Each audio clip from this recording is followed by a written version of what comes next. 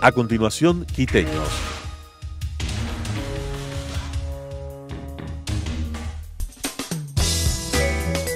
Clasificación B, bajo supervisión de un adulto.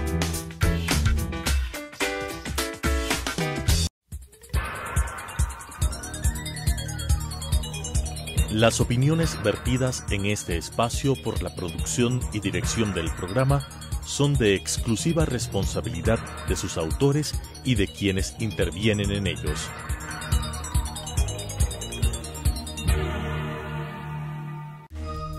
Telesucesos Canal 29 presenta Quiteños, programa en el cual se tratan diferentes personajes de la política nacional con la conducción de Eduardo del Pozo. Quiteños.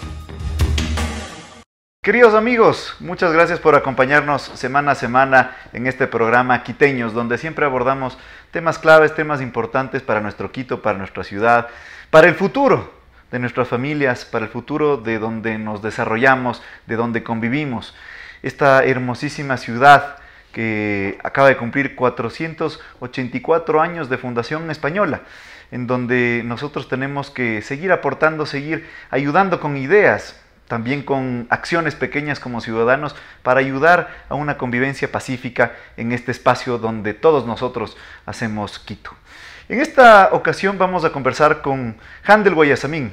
Él es arquitecto, urbanista, ha tenido algunos premios a lo largo de su trayectoria como arquitecto por algunas obras interesantes. Y claro, queremos conversar un poco con Handel respecto de la ciudad, respecto de cuál es su visión desde la perspectiva técnica, arquitectónica, hacia dónde deberíamos ir, qué es lo que ha pasado en estos años.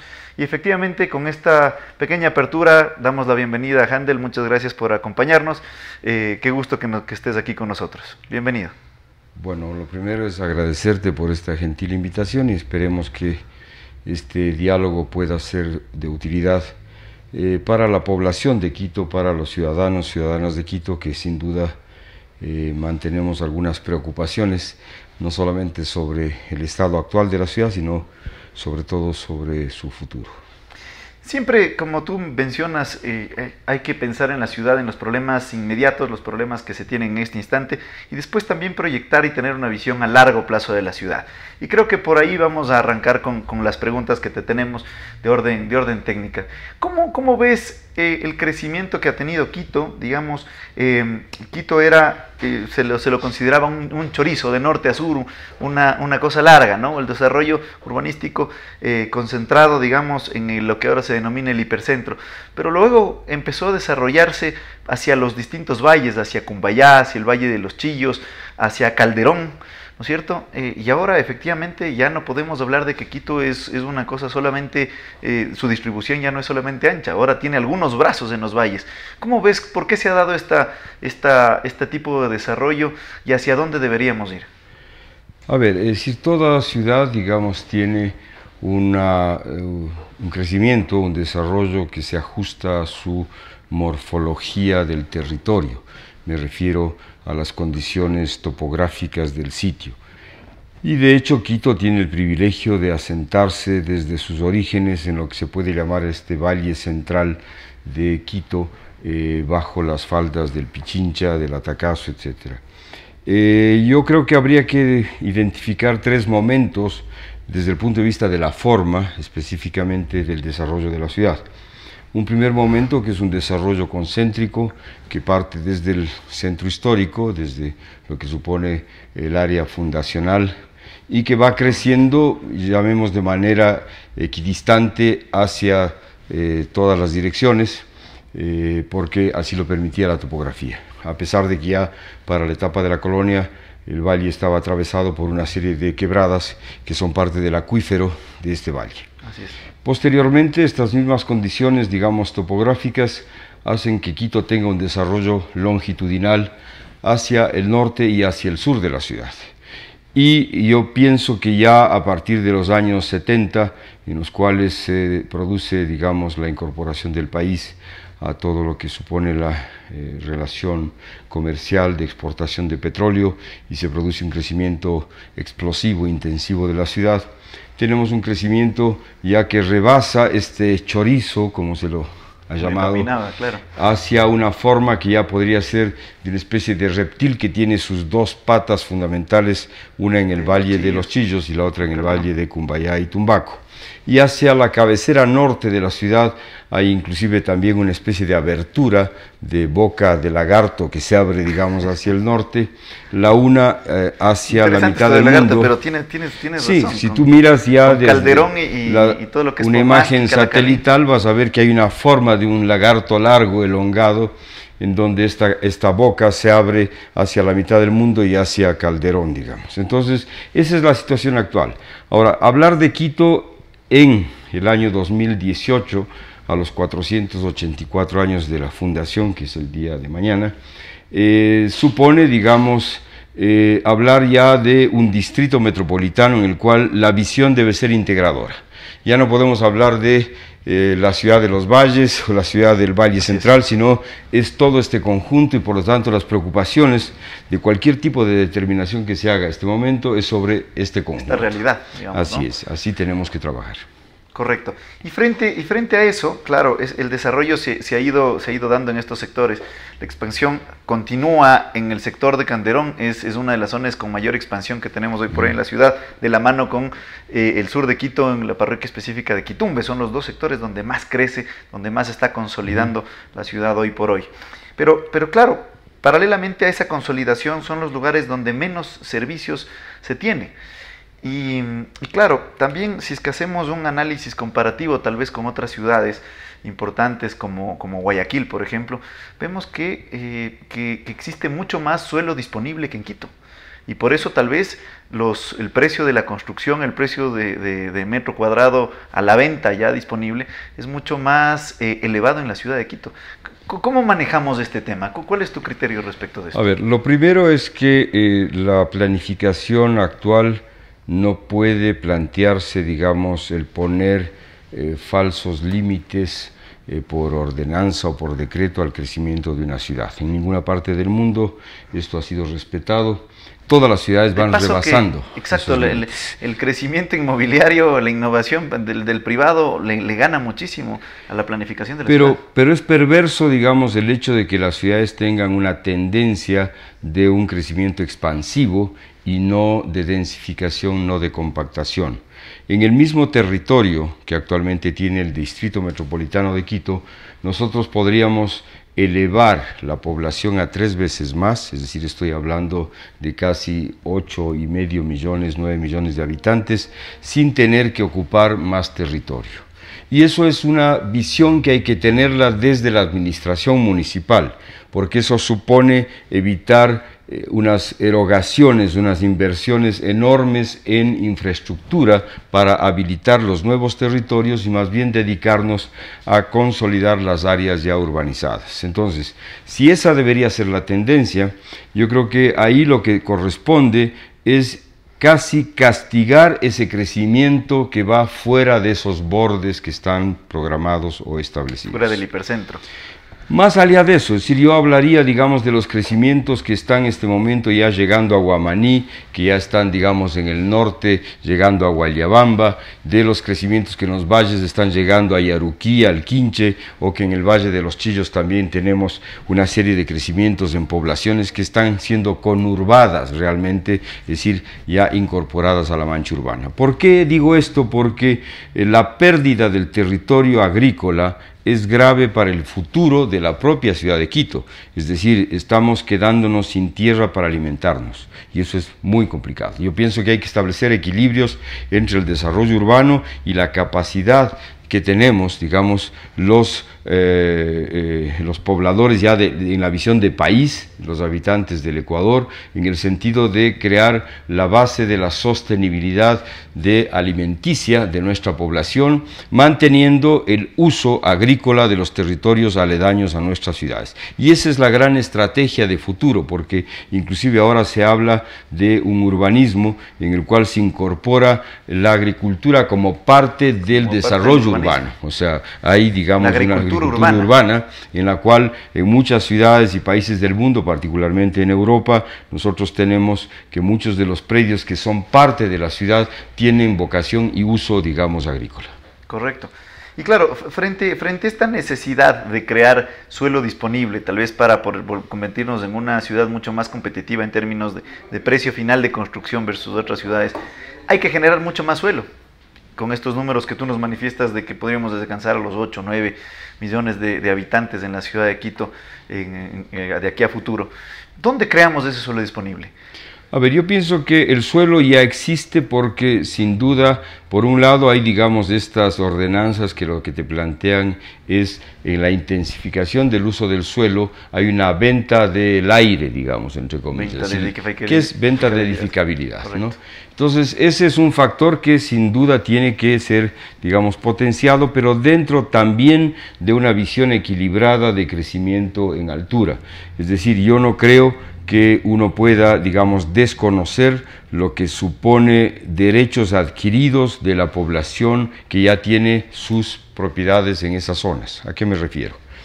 Si, por ejemplo, en la avenida de los Chiris, ¿no es cierto?, y luego de la salida, además del aeropuerto, que era una especie de tapón al crecimiento en altura de la ciudad, correcto, en este momento ya podemos hablar de que podemos elevar la altura de edificación, pero a mi juicio esto debería darse en estudios por áreas específicas y no como se está haciendo este momento en que el municipio está, lo que yo he llamado, ejerciendo un urbanismo a la carta, que es, si tú tienes más dinero, entonces compras el plato más caro, en definitiva, y te pegas una trepada, a veces más del 100% de la altura media de la zona, y esto en una ciudad que tiene cerca de 2.800 metros de altura sobre el nivel del mar, supone que tú dejas en la sombra y sin vistas a los que están en tu entorno inmediato.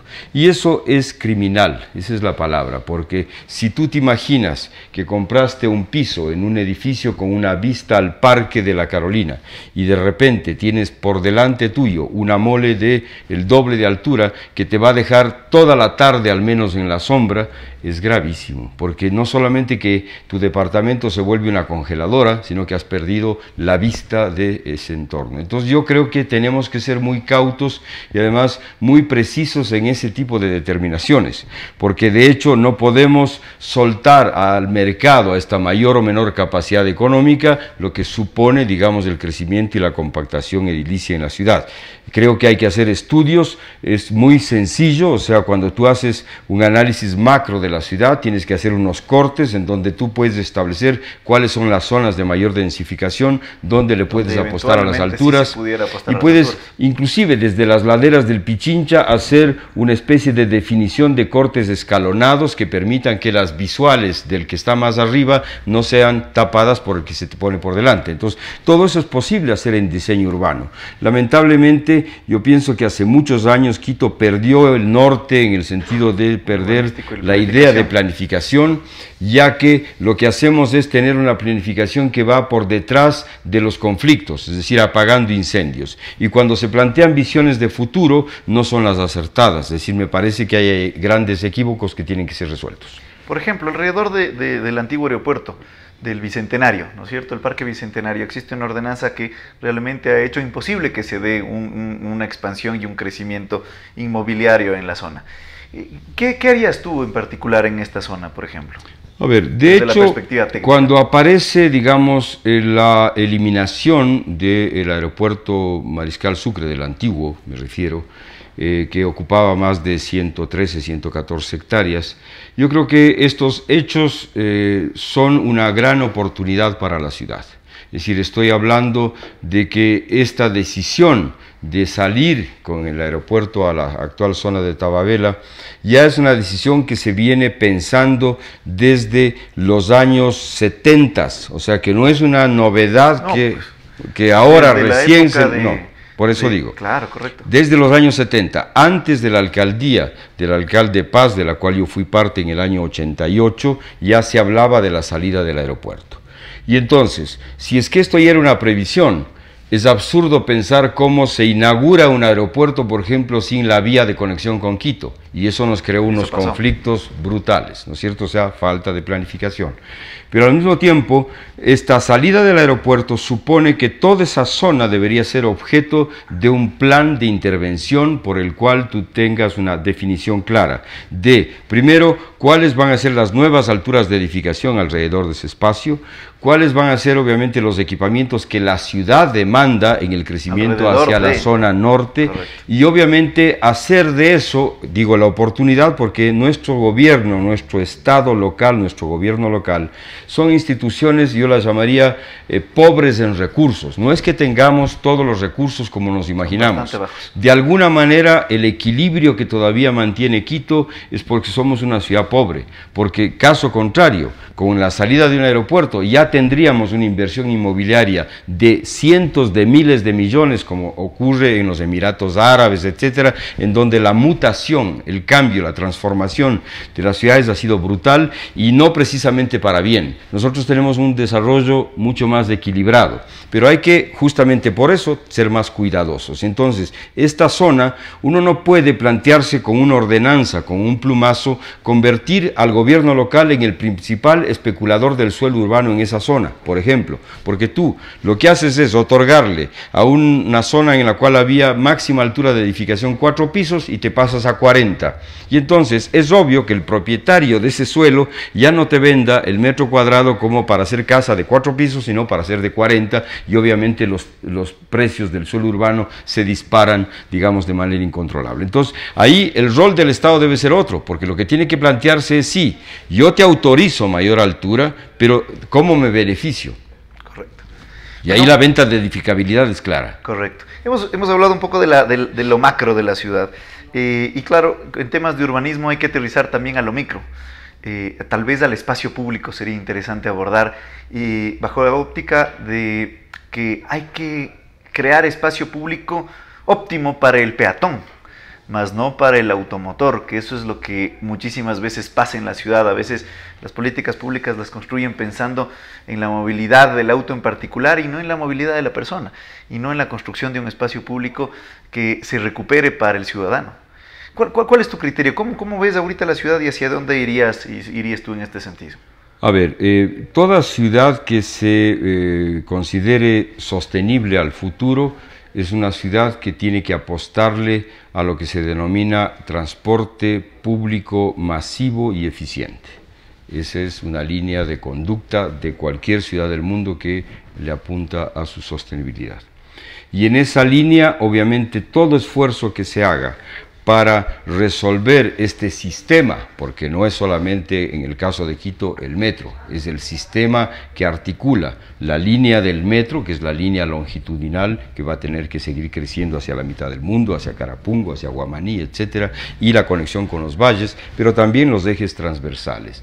Eso es fundamental, y eso lamentablemente hemos perdido en esta administración, yo diría casi ya 4 años. ¿Por qué?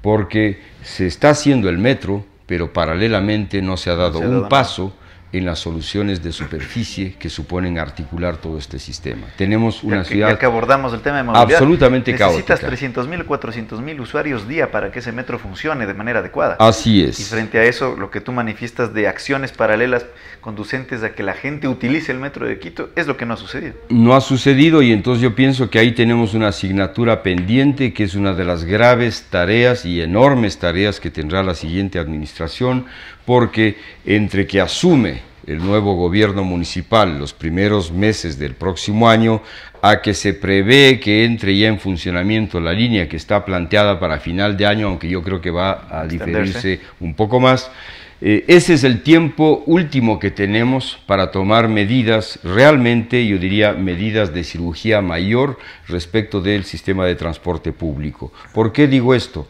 Porque eso no es que cueste mucho. Lo que se requiere es autoridad y determinación política, y tener los pantalones bien puestos en el caso de que sea hombre, o la falda bien puesta en el caso de que sea mujer, porque se trata en definitiva de poner orden a un sistema caótico en el cual todavía las unidades hacen uso y abuso del espacio público del que nos pertenece para bloquear al que está por delante, para pararse donde le da la gana. No existe ningún tipo de, yo llamaría, de criterio de adjudicación de una línea respecto de empresas que son hasta irresponsables en la otorgación de licencia para matar, porque es licencia para matar, a una cantidad de choferes que no han terminado a veces ni la escuela primaria y que tienen a su cargo 40, 50, 70 almas y que van como forajidos, ¿no es cierto?, atravesando las calles de Quito y de los valles. Entonces, ahí hay acciones que son de fondo, que son implacables y que suponen hasta la revisión de a quién se le ha otorgado licencias en el periodo anterior, porque esto fue parte de una campaña política. Para que tenga la herramienta el alcalde necesarias están, lo que falta es un alcalde con la decisión política. La ley existe. Correcto. Y en este país nos sobran leyes, lo que nos hace falta es esa voluntad política, esa voluntad que supone cambio, de arreglar las cosas, que supone muchas cosas, y es ahí donde uno se pregunta para qué existen, no sé, este momento más de 16 candidatos a la alcaldía, me parece. Tú debes de estar más enterado que yo. 14 estaban hasta ayer, tal vez hoy oficializan 2 más. Bueno, entonces ese es un drama. O sea, yo sí creo que el optar por un cargo de ese nivel de responsabilidad supone varias cosas. Supone, uno, el que tengamos la información sobre la ciudad, que conozcamos la ciudad. Supone, dos, que tengamos un equipo, y un equipo para manejar una administración municipal que supera los 20.000 funcionarios en Quito, en comparación con Guayaquil es, digamos, de 5.000 a 20.000, o sea, 4 veces más, y esa administración está funcionando mejor, me refiero a la de Guayaquil, que la de Quito. Entonces hay un tema de eficiencia administrativa, de una ingeniería. Un modelo de gestión distinto y mucho más eficiente. Se requiere un tema de ética probada, es decir, una hoja de vida que dé cuenta de qué ha hecho este ciudadano o ciudadana en su historia, ¿no es cierto? Y se requiere también algo de experiencia, porque nadie puede lanzarse, digamos, a la palestra si no amerita el haber hecho cosas concretas con su vida de gestión, de administración pública, que le permitan asumir un cargo de esa elevadísima responsabilidad. Nos quedó cortísimo el tiempo, ya nos están haciendo señas de que nos estamos hasta sobrepasando. El tema de la ciudad de Quito, su desarrollo, hacia dónde tenemos que crecer, qué es lo que tenemos que hacer, cuáles son los retos que va a enfrentar la próxima administración, sin duda alguna.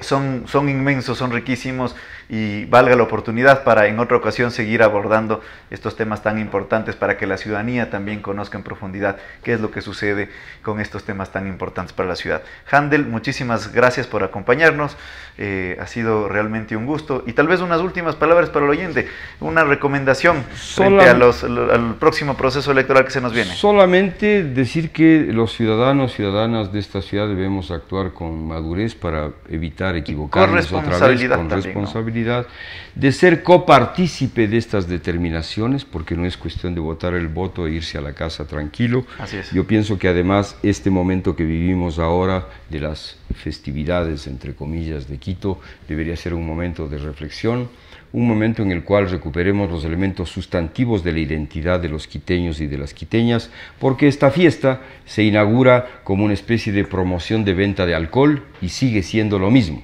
Yo pienso que hay que bajar el tono a lo que supone la borrachera y el festejo y empezar a pensar, ¿no es cierto?, temas más culturales, en temas más propios. Los de cultura y los temas de qué hacemos, ¿no es cierto?, en un momento como el que vivimos, como legado para nuestras futuras generaciones. Handel Guayasamín, muchísimas gracias. Gracias, mis queridos amigos, por acompañarnos en este espacio Quiteños para todos ustedes. Nos vemos la próxima semana y muchísimas gracias. Las opiniones vertidas en este espacio por la producción y dirección del programa son de exclusiva responsabilidad de sus autores y de quienes intervienen en ellos.